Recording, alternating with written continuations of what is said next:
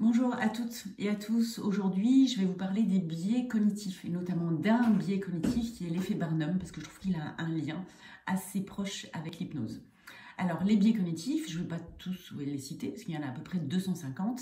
C'est quoi un biais cognitif? Eh bien, c'est une distorsion d'un traitement d'une information. C'est-à-dire qu'une personne va donner plus ou moins d'importance à un fait, alors que pourtant le fait est identique pour tout le monde. Mais chacun il va y apporter une importance différente. En fonction de quatre, on peut classer les 250 biais cognitifs en quatre grandes catégories. Quatre raisons pour lesquelles on va distordre l'information. La première, c'est qu'on a trop d'informations. Donc on sélectionne. La deuxième, c'est que l'information qui nous est donnée n'a pas suffisamment de sens, donc on va lui en donner. La troisième raison, grande raison, c'est qu'on a une nécessité d'agir vite. Donc c'est pareil, là on va distordre l'information. Et la quatrième grande raison, c'est qu'il y a un manque de mémoire. Donc ces quatre grandes raisons, voilà, c'est ça qui va faire qu'on va distordre l'information. Alors dans les biais cognitifs qu'on connaît, qui sont couramment usités, ça va être par exemple les préjugés, les biais de confirmation, l'illusion des séries et donc aussi l'effet Barnum. L'effet Barnum, c'est cette sensation que quand quelqu'un vous dit quelque chose, eh bien, elle s'adresse à vous directement. C'est ce qu'on voit notamment dans les horoscopes.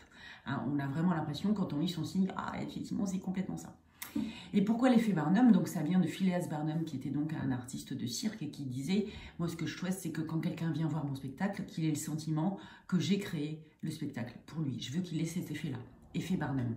On l'appelle également l'effet Forer, qui est du nom d'un psychologue américain qui a fait des études là, sur plusieurs étudiants. Il leur a donné un test de personnalité à remplir, une foultitude de questions, à l'issue de quoi il leur a donné le résultat du test en leur demandant si ça correspondait bien à leur personnalité. Alors, il y a plus de 50% des gens qui ont oui, oui, tout à fait, ça me correspond.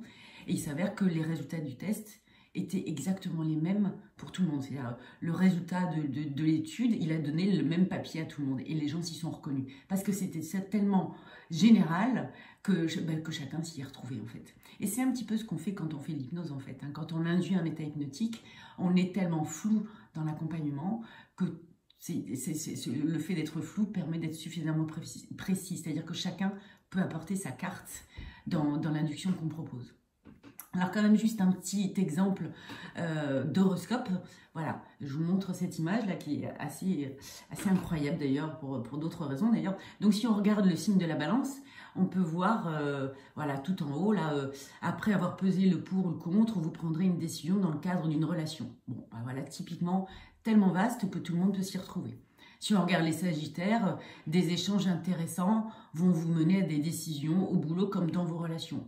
Bon, ben, typiquement, effet Barnum, là aussi, n'importe qui peut se retrouver dans ce qui est dit ici. Alors par contre, pour ce qui est du Scorpion, vous noterez le petit problème dans le bon tiré qui fait que je ne suis pas sûre que qui que ce soit puisse se retrouver dans le signe du Scorpion.